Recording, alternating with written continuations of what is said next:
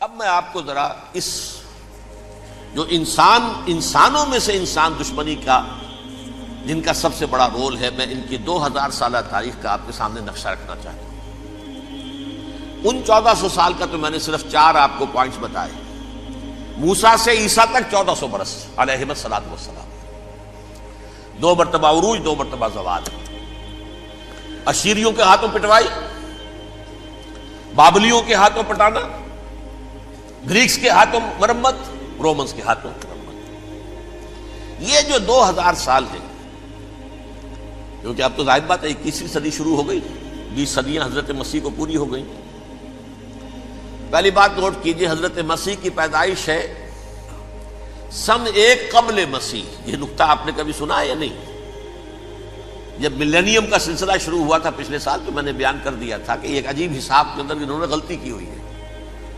حضرت مسیح کی پیدائش ہوئی 25 دسمبر کو، سن انہوں نے شروع کر دیا، جو اس کے بعد جنوری آئی تو پہلا سال شروع ہو گیا۔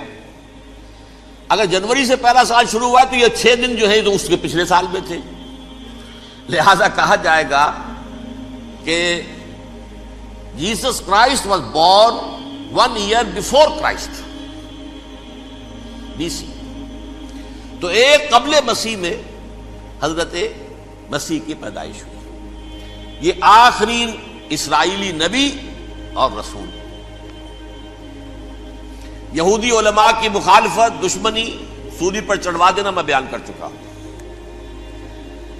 سن 33 عیسوی میں، جبکہ حضرت مسیح کی عمر 33 برس تھی، اللہ تعالیٰ نے انہیں زندہ آسمان پر اٹھا لیا، لیکن یہودیوں نے اپنے خیال کے مطابق انہیں سولی پر چڑھوا دیا، ان کی موت واقع ہوئی۔ اگرچہ اس کے بعد یہ اختلاف ہے ان میں، یہودی کہتے ہیں وہ سولی پر چڑھ گیا، ختم ہوا، مر گیا۔ عیسائی کہتے ہیں نہیں، انتقال ہوا ہے مسیح کا صلیب پر، لیکن پھر وہ دوبارہ زندہ ہو گئے ہیں۔ ان کی لاش ایک غار میں رکھ دی گئی تھی، وہاں ریزریکشن ہو گیا، ان کا باعث بعد الموت وہی ہو گیا، اور پھر انہیں اللہ نے زندہ آسمان پر اٹھا دیا۔ تو ہمارے اور عیسائیوں کے درمیان نوٹ کر لیجئے، یہ چیز مشترک ہے کہ حضرت مسیح آسمان پر زندہ اٹھائے گئے۔ فرق کیا ہے؟ وہ سمجھتے ہیں کہ سولی دیے گئے، سولی پر مرے، پھر زندہ ہوئے، پھر گئے۔ ہم سمجھتے ہیں کہ نہیں، وما صلبوہ وما قتلوہ، انہوں نے نہ صلیب دے سکے انہیں اور نہ انہیں قتل کر سکے، بل رفع اللہ الیہ، اللہ نے اٹھا لیا۔ پھر ہمارا اور یہ اس کا عیسائیوں کا ایک اور اتفاق ہے، سیکنڈ کمنگ آف جیسس، حضرت مسیح دوبارہ آئیں گے۔ یہ عیسائیوں کا بھی عقیدہ ہے اور ہمارا بھی۔ بہرحال تو جیسا کہ میں نے عرض کیا کہ اس وقت یہ عذاب استیصال، عذاب اکبر کے مستحق ہو چکے تھے، لیکن اللہ نے ان کی مدت دراز کی ہے۔ لیکن ان پر دنیاوی عذاب کا ایک کوڑا جو ہے اللہ تعالیٰ کی طرف سے اسی وقت برسا، دنیاوی عذاب دنیا میں رہتے ہوئے ختم نہیں کیا۔ 37 برس بعد، حضرت مسیح کے رفع سماوی کے 37 برس بعد، سن 70 میں یہودیوں نے بغاوت کی رومیوں کے خلاف۔ رومی ٹائٹس جنرل تھا ایک، اس نے پھر جو حملہ کیا ہے، 1,33,000 یہودی ایک دن میں قتل کیا یروشلم میں، اور ہیکل سلیمانی گرا دیا۔ وہ ہیکل پہلے بھی گرا تھا، پہلے 1400 سال کے دوران میں بھی نبوکدنضر نے گرایا تھا، لیکن پھر اس کے 150 سال بعد انہوں نے دوبارہ بنا لیا تھا، اس لیے وہ اسے سیکنڈ ٹیمپل کہتے ہیں۔ پہلا ٹیمپل جو حضرت سلیمان نے بنایا تھا، نبوکدنضر نے گرا دیا 587 قبل مسیح میں، پھر دوبارہ انہوں نے 150 سال کے بعد بنا لیا۔ وہ اس تاریخ کا حصہ ہے، میں نے جس کے بارے میں آپ کو تفصیل نہیں بتائی۔ اس میں یہ ہوا سن 70 میں وہ گرا دیا گیا، وہ آج تک گرا پڑا ہوا ہے۔ نمبر 2، یہ کہہ دیا گیا کہ یہودیوں اس ارض فلسطین سے نکل جاؤ، تم یہاں نہیں رہ سکتے اب۔ لہذا جس کا جہاں سینگ سمایا چلا گیا، یورپ میں چلے گئے، ایشیا میں آ گئے، عرب میں آ گئے، یہ 3 قبیلے جو رات بھی میں نے عرض کیا تھا، بنو قینقاع، بنو نذیر اور بنو قریظہ، یہ وہاں سے آ کے مدینے میں آباد ہو گئے۔ جس کا جہاں سینگ سمایا، افریقہ میں، ہندوستان میں، جہاں چلے گئے، ڈایاسپورا اسے کہتے ہیں، وہ آپ نوٹ کر لیجیے اس لفظ کو، ڈایاسپورا، ہمارا دور انتشار، جبکہ ہمیں ہماری اصل سرزمین تو فلسطین ہے، حضرت ابراہیم کا مسکن، حضرت اسحاق حضرت یعقوب کا مسکن فلسطین، یہ ہے ہماری اصل جاگیر، یہ تو ہماری جدی پشتی جاگیر ہے، لیکن یہاں سے نکال دیے گئے سن 70 عیسوی میں، اور وہاں سے لے کے 1917 تک ان کا ڈایاسپورا جاری رہا۔ یہ دور انتشار ہے۔ اس دور انتشار کے اب چند حصے ہیں جس کو میں چاہتا ہوں کہ آپ علیحدہ علیحدہ سمجھ لیں۔ دور انتشار کا جو پہلا جو ہے تقریباً 300 برس رومی حکمران تھے، وہ یہودیوں کے بھی دشمن تھے اور عیسائیوں کے بھی دشمن تھے، عیسائی اور یہودی ایک دوسرے کے بھی دشمن تھے، لیکن رومی سمجھتے تھے کہ یہ ایک ہی تھیلی کے چٹے بٹے ہیں۔ رومیوں کے نزدیک عیسائی بھی یہودیوں ہی کا ایک فرقہ تھے، کوئی علیحدہ مذہب تو تھا ہی نہیں، لہذا رومی جو ہیں رومنز وہ ان دونوں کو ستاتے تھے، مارتے تھے، اور یہ آپس میں لڑتے تھے، یہودی عیسائیوں کو مارتے تھے، عیسائی یہودیوں کو مارتے تھے۔ یہ ہے 300 برس تک کی تاریخ۔ سن 300 عیسوی میں کیا ہوا؟ ایک معجزہ ہو گیا۔ بہت عظیم ایمپرر کانسٹینٹائن، قسطنطین اعظم، رومن ایمپررز میں سے بہت بڑا ایمپرر، وہ عیسائی ہو گئے۔ اب تو معاملہ بالکل تلپٹ ہو گیا، پوری سلطنت عیسائی ہو گئی۔ اب عیسائیوں کے عیش ہو گئے اور یہودیوں پہ مار پڑنی شروع ہوئی۔ اب عیسائیوں کا آپ خود سوچئے کہ جنہیں وہ خدا بنا بیٹھے ہیں، خدا کا بیٹا قرار دے رہے ہیں، ان کے قاتل کون؟ یہودی بدماش۔ لہذا ان کی وہ پٹائی شروع ہوئی ہے یورپ میں، پوری رومن امپائر میں انہیں ذلیل کیا گیا، شہروں میں آمد بند، علیحدہ رہو، گھیٹوز کے اندر رہو۔ یہودی کا نام جو ہے وہ گالی بن گیا، جیسے آج بھی یہودی گالی کہتے ہیں، جیسے خنزیر کا لفظ، آخر وہ بھی اللہ کی مخلوق ہے، لیکن آپ کو معلوم ہے کوئی شخص زبان پہ نام نہیں لانا چاہتا خنزیر کا، سور کا، ہے تو مخلوق، وہ بھی ایک حیوان ہے۔ ایسے ہی یہ ہے یہودی، یہودی گالی، جیوٹ گالی۔ لہذا ایک طرف تو ان دونوں کے درمیان دشمنی، جس کو قرآن کہتا ہے وَأَغْرَيْنَا بَيْنَهُمُ الْعَدَاوَةَ وَالْبَغْضَاءَ، ہم نے ان کے مابین دشمنی جو ہے پیدا کر دی ہے۔ اور جب یہ پوری سلطنت عیسائی ہو گئی تو قافیہ تنگ ہو گیا یہودیوں کا۔ اب آئیے 571 عیسوی، یعنی جب کہ ڈایاسپورا کو کتنا عرصہ ہو چکا تھا؟ 500 برس۔ سن 70 سے شروع ہوا نا ڈایاسپورا، جب ٹائٹس نے گرایا ہے ہیکل کو اور نکال باہر کیا انہیں فلسطین سے، بھاگ جاؤ یہاں ایک یہودی بھی نہیں رہے گا، فلسطین سے نکال دیے گئے۔ اس کے پورے 500 برس بعد سن 571 عیسوی میں حضور کی پیدائش ہوئی، ولادت باسعادت محمد الرسول اللہ صلی اللہ علیہ وسلم۔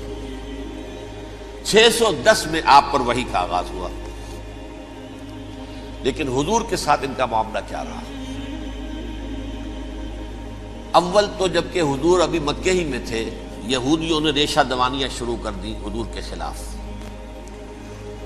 قریش مکہ کو سکھاتے تھے، پڑھاتے تھے، ان سے یہ پوچھو، ان سے یہ پوچھو، انہیں اس طرح تنگ کرو، ان سے یہ امتحان لو، یہ آپ کے علم میں ہے۔ سورہ بنی اسرائیل میں، سورہ کہف میں وہ سوالات، جو امتحانی سوالات آئے تھے، ذوالقرنین کون تھا، اصحاب کہف کون تھے، تم رسول بنے پھرتے ہو تو بتاؤ، اور یہ روح کی حقیقت کیا بتاؤ۔ یہ ساری ریشہ دوانیاں کر رہے تھے بیٹھے ہوئے، ابھی وہیں پر حضور ابھی پہنچے بھی نہیں۔ ہجرت فرما کر حضور تشریف لے آئے تو حضور نے، جسے ماسٹر سٹروک کہا جائے گا، یعنی اسٹیٹس مین شپ کا ماسٹر سٹروک، آپ نے مدینے میں آتے یہودیوں کے ساتھ پیکٹ کر دیا، جوائنٹ ڈیفنس پیکٹ آف مدینہ، کہ اگر مکے والے ہم پر حملہ کریں گے تو ہم مل جل کر ایک قوم کی حیثیت سے مقابلہ کریں گے۔ یہ میثاق مدینہ کہلاتا ہے، جس کے بہت غلط معنی پہنائے جا رہے ہیں آج کل۔ بہرحال میں موضوع میرا چونکہ یہ نہیں، میں ادھر نہیں جاؤں گا، لیکن ہوا کیا؟ ہر مرتبہ یہ خیانت کے مرتکب ہوئے، ان نے جو عہد کیے تھے ان سے پھرے، اندر ہی اندر سازش، ریشہ دوانی، حضور کی بدترین دشمنی۔ سورہ نساء کی آیت نمبر 12 میں 13 میں فرمایا ہے لا تزال تطلع علی خائنۃ منہم، اے نبی ہمیشہ آپ کے علم میں ان کی طرف سے خیانتیں، بددیانتیاں آتی رہیں گی. اور بار بار وہ مسلسل جنگ کی آگ بھڑکاتے تھے. قریش کو دعوت دیتے، آؤ آؤ آؤ ہم اندر سے بغاوت کر دیں گے، تم آؤ تو صحیح، ختم کریں محمد کو اور اہل ایمان کو صلی اللہ علیہ وسلم رضی اللہ تعالی عنہم اجمعین. لیکن پھر جب وہ آتے تھے تو یہ دبک جاتے تھے، ان میں ہمت نہیں تھی. میدان کے مرد نہیں رہے تھے کہ سورہ حشر میں ان کا نقشہ کھینچا گیا ہے. کھلے میدان میں مقابلے کی اس کے اندر صلاحیت ہی نہیں ہے. یہ تو فصیلوں کے پیچھے سے، جیسے عورتیں کہیں دیہات میں لڑائی ہوتی ہے تو مرد جو ہے گلیوں میں لڑتے ہیں، عورتیں اوپر سے پتھر پھینکتی ہیں، بس وہ کام یہ کر سکتے تھے. من ورائے جدر، فصیلوں کے پیچھے سے، جنگ میں میدان میں نہیں آ سکتے. بہرحال قرآن مجید میں ہے یہ سورہ مائدہ کی آیت نمبر 64، کلما اوقدوا نارا للحرب اطفاها اللہ. اکثر و بیشتر مواقع پر تو یہ جب آگ بھڑکاتے تھے جنگ کی، اللہ اسے بجھا دیتا تھا. لیکن بہرحال اس کے باوجود جنگیں ہوئی، غزوہ بدر، غزوہ احد ہوئی کہ نہیں؟ یہ ساری اصل شرارت ہوئی. اور اس کے نتیجے میں حضور نے پھر ایک ایک کر کے 3 قبیلوں کو سزا دی. غزوہ بدر کے فوراً بعد بنو قینقاع نکالے گئے مدینے سے، غزوہ احد کے فوراً بعد بنو نذیر نکالے گئے، اور غزوہ احزاب کے بعد بنو قریظہ نکال دیے گئے. یہ تو میں نے آپ کے سامنے رکھ دیا صرف حضور کے زمانے میں ان کا کیا رویہ رہا. دشمن، رات بھی ہم نے وہ آیت پڑھی تھی، لَتَجِدَنَّ أَشَدَّ النَّاسِ عَدَاوَةً لِلَّذِينَ آمَنُوا الْيَهُودُ وَالَّذِينَ أَشْرَكُوا. اہل ایمان کی دشمنی میں شدید ترین تم پاؤ گے یہودیوں کو اور مشرکین. مشرکین بھی بعد میں ہے، پہلے یہودی. حضور کے بعد کیا ہوا اب یہ نوٹ کیجئے، یہ ان کی تاریخ کا دوسرا دور. حضرت عمر رضی اللہ تعالیٰ عنہ قائد خلافت ہے. بیت المقدس کا محاصرہ کیا گیا، فصیل بڑی اونچی، شہر اندر سے سیلف سفیشینٹ، حملے کا راستہ کوئی نہیں. محاصرہ طول کھینچ رہا ہے لیکن ان کے پاس رسد بھی موجود ہے، پانی بھی موجود ہے، وہ دروازے بند کر کے بیٹھے ہوئے. بالآخر اللہ تعالیٰ کی مشیت کا ظہور کیسے ہوا؟ ان کے کچھ علماء آئے فصیل پر، کہا دیکھو مسلمانوں، تم قیامت تک بھی یہاں پڑے رہو گے محاصرہ کر کے، ہمارا یہ شہر فتح نہیں ہوگا. ہاں ایک درویش بادشاہ کے ہاتھوں یہ شہر فتح ہونا ہے، لیکن تمہارے اندر ہمیں وہ نظر نہیں آ رہا. ابو عبیدہ بن الجراح رضی اللہ تعالی عنہ، امین هذه الامہ، ان کا فوراً ذہن گیا وہ درویش بادشاہ مدینے میں بیٹھا ہوا ہے عمر رضی اللہ تعالی. اب ایک اور عمر بھی ہے جو قندھار میں بیٹھا ہے. نقشہ وہی ہے، سادگی کی حد تک نقشہ وہی ہے، بالکل وہی، اپنی آنکھوں سے دیکھا ہے وہی سادگی. عمر اول، عمر ثانی تھے عمر بن عبد العزیز. اب ایک اللہ کے فضل سے اللہ تعالیٰ ایدہ اللہ بنصرتہ، اللہ تعالیٰ ان کی نصرت فرمائے، دشمنوں کو ان کے مقابلے میں نیست و نابود کرے. انہوں نے ریکویسٹ بھیج دی کہ حضور تشریف لائیے، یہ شہر فتح ہو جائے گا. وہ ہے سفر تاریخی، اتنا طویل سفر، تقریباً 700 میل، ایک اونٹ، ایک خادم، ایک منزل پہ امیر المومنین اوپر بیٹھے، خادم آگے چل رہا ہے، اگلی منزل پہ خادم اوپر بیٹھا ہے، امیر المومنین آگے جا رہا ہے. اور جب پہنچے ہیں تو وہ باری تھی خادم کی. انہوں نے ہاتھ جوڑ دیا، حضور خدا کے لیے تم کیا کہیں گے لوگ، وہ میرا برا حال کر دیں گے، تمہیں شرم نہیں آئی؟ امیر المومنین پیدل آگے چل رہے ہیں نکیل پکڑ کر، اور تم بیٹھے ہو اوپر براجمان ہو. حضرت عمر فرمایا الدور دورک، نہیں باری تمہاری ہے، بیٹھ. اس حال میں پہنچے ہیں. اور پھر یہ کہ ابو عبیدہ بن الجراح آئے ہیں، استقبال کیا ہے تو دیکھا ہے اس حال میں چلے آ رہے ہیں. عمر نکیل پکڑے ہوئے چلے آ رہے ہیں، اور کہتے ہیں کہ کہیں کیچڑ ویچڑ تھا، جوتے خراب ہو گئے تھے، وہ بھی اتار کے ہاتھ میں پکڑے ہوئے، کپڑے تو تھے ہی پھٹے ہوئے. انہوں نے کہا بھی حضرت ابو عبیدہ نے، دیکھیے یہ بڑا متمدن ملک ہے، بڑا مہذب علاقہ ہے یہ، آپ ذرا حلیہ اپنا درست فرما لیں تب جا کے پیش ہم آپ کو کریں گے. آپ نے فرمایا نحن قوم اعزنا اللہ بالاسلام، ہم وہ قوم ہیں جنہیں اللہ نے عزت دی ہے اسلام کے ذریعے سے. کپڑوں کے ذریعے سے نہیں، دولت کے ذریعے سے نہیں۔ اسی حال میں گئے ہیں، اوپر سے انہوں نے کھڑے ہو کر نشانیاں دیکھی ہیں، اپنی کتابیں کھولی، ہاں یہ وہی ہے، اچھا لو جی سرنڈر، شہر تمہارے ہاتھ میں۔ خون کا ایک قطرہ نہیں بہا اور بیت المقدس فتح ہو گیا۔ لیکن اس وقت حضرت عمر نے ایک نرمی یہ کی کہ یہودیوں کے لیے بھی اسے اوپن سٹی قرار دے دیا۔ یہ احسان عظیم حضرت عمر کا، اس سے پہلے یہودی آ ہی نہیں سکتا تھا، داخل ہی نہیں ہو سکتا تھا، وہاں وہ آ کر وزٹ نہیں کر سکتا تھا، زیارت نہیں کر سکتا تھا اپنے مقدس مقامات کی۔ حضرت عمر نے یوں سمجھیے کہ تقریباً 550 برس کے بعد ان کے لیے راستہ کھولا ہے کہ ہاں تم آ سکتے ہو، زیارت کر سکتے ہو۔ لیکن یہ عیسائیوں نے لکھوایا معاہدے کے اندر، انہیں یہاں آپ آباد ہونے کی اجازت نہیں دیں گے، لیکن کم وزٹ دی پلیسز، دیکھیں زیارتیں کریں اور جائیں۔ یہ معاہدہ حضرت عمر کا ہے رضی اللہ تعالیٰ، جو پھر خلافت راشدہ کے بعد بنو امیہ نے بھی اس کو آنر کیا، بنو عباس نے کیا۔ پھر جو ہمارے یہ ترکوں میں اندر خلافت آئی تو ترک خلفاء نے بھی اس معاہدے کی پوری پابندی کی۔ فلسطین میں آ سکتے ہیں یہودی، صرف زائرین کی حیثیت سے، وہاں آباد نہیں ہو سکتے۔ اب آئیے اگلا دور آیا حضرت عثمان کا دور خلافت۔ یہ ہے وہ وقت کہ اب یہود نے امت مسلمہ کی پیٹھ میں چھرا گھونپا۔ وہ کیسے؟ ایک یہودی عبداللہ ابن سبا اسلام کا لبادہ اوڑھ کر آ گیا، معاشرے کا جائزہ لے لیا۔ ان میں بنو ہاشم اور بنو امیہ میں جو پرانی کشاکش تھی اس کے کچھ نہ کچھ جراثیم باقی ہیں، اگر ان کو ذرا بھڑکا دے تو مسلمانوں میں انتشار پیدا ہو جائے۔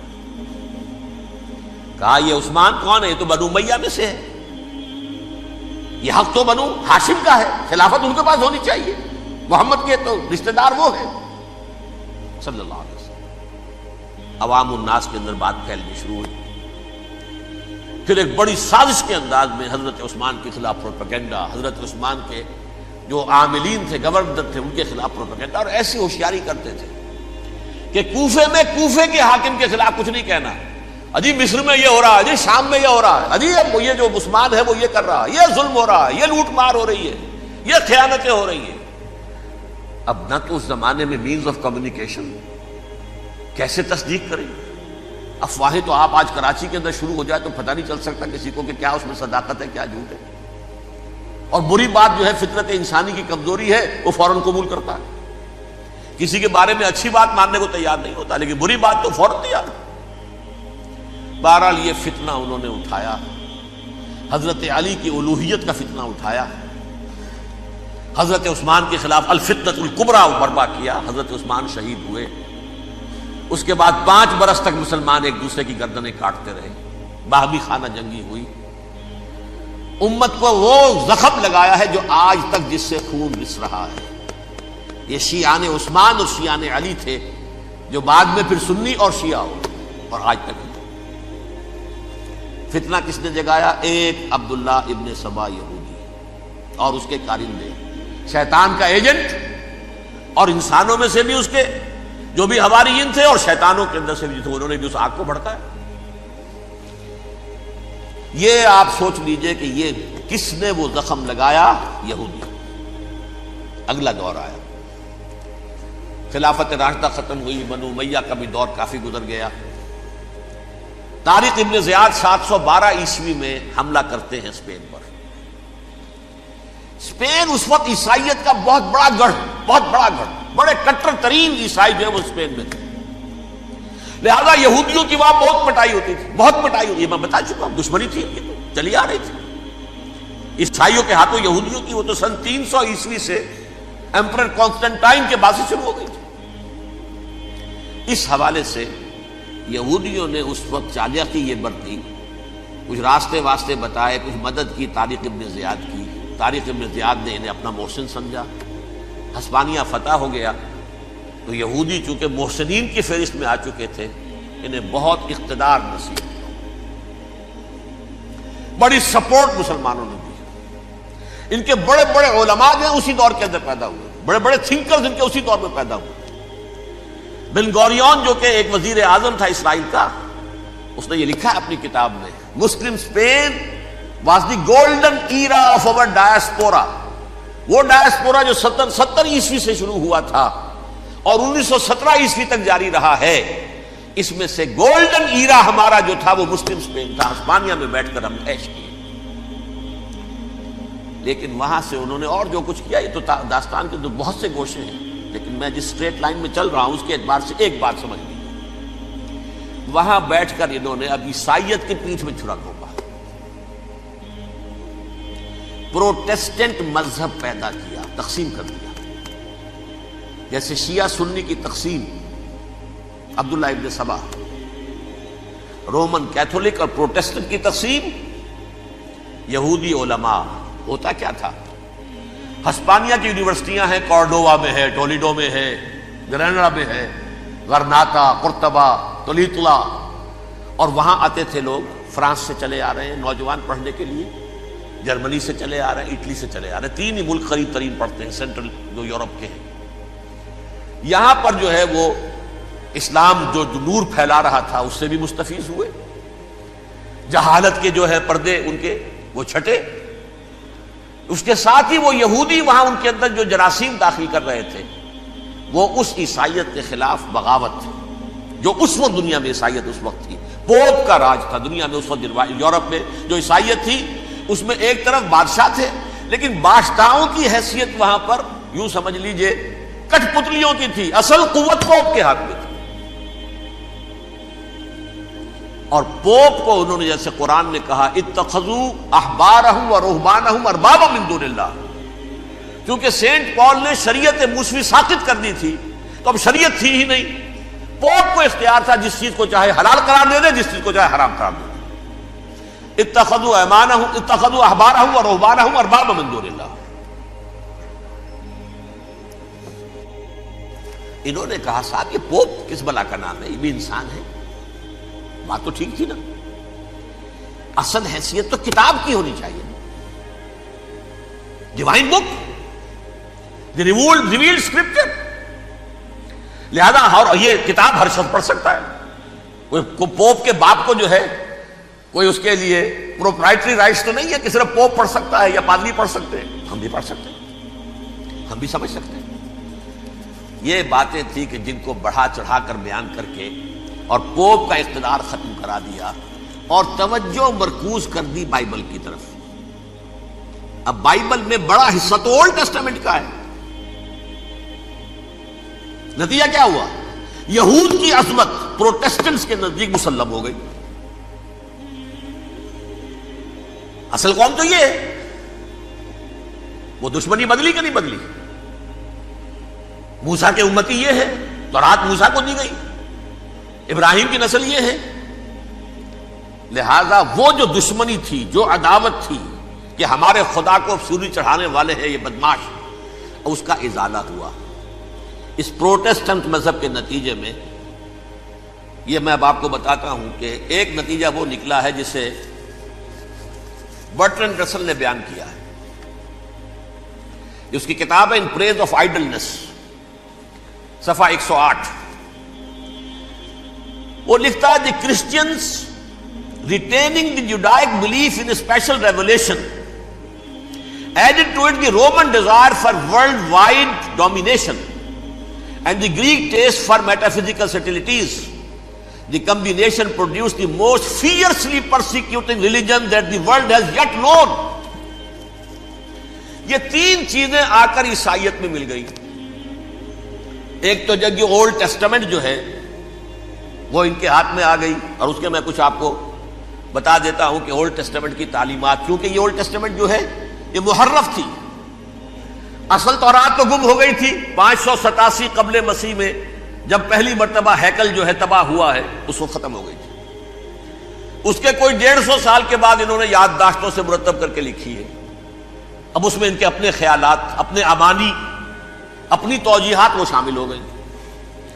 لہذا میں آپ کو حوالے دیتا ہوں اس کتاب کے اندر مظالم کی جو تعلیم دی گئی ہے اہل کتاب نے اپنے مظالم قتل عام کے جواز کے لیے تورات میں تبدیلیاں کی اور پیغمبروں پر دہشت ناکی اور بدترین حرام کاری کے الزامات لگائے. سنیے، پہلا حوالہ ہے یہ گنتی باب 31 آیات 17-18. اس لیے ان بچوں میں جتنے لڑکے ہیں سب کو مار ڈالو، اور جتنی عورتیں مرد کا منہ دیکھ چکی ہیں ان کو بھی قتل کر ڈالو، لیکن ان لڑکیوں کو جو مرد سے واقف نہیں اور اچھوتی ہیں اپنے لیے زندہ رکھو. یہ کسی اللہ کی کتاب کا یہ جملہ ہو سکتا ہے؟ کسی ریویل بک کا؟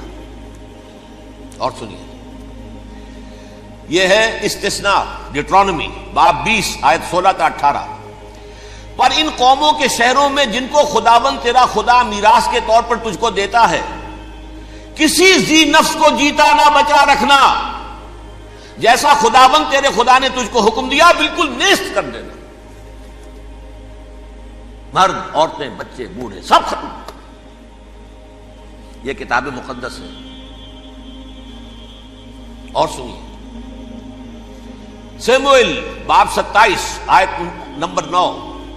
اور داؤد نے اس سرزمین کو تباہ کر ڈالا اور عورت مرد کسی کو جیتا نہ چھوڑا. نمبر 4، ان سب آباد شہروں کو ماں، عورتوں اور بچوں کے بالکل نابود کر ڈالا. کتاب استثناء باب 3 آیت 6. یہ ہے جو کہہ رہا ہے برٹرینڈ رسل، کرسچینٹی میں آ کر اب یہ تین چیزیں شامل ہو گئی. ایک تو یہ باربیرین یہ تعلیم جو ہے، اور یہ مذہب کے نام پہ تعلیم، یہ کتاب مقدس کی تعلیم. نمبر 2، رومنز کے اندر جو ایک تمنا تھی ورلڈ ڈومینیشن کی، وہ عیسائیت کے اندر آ گئی.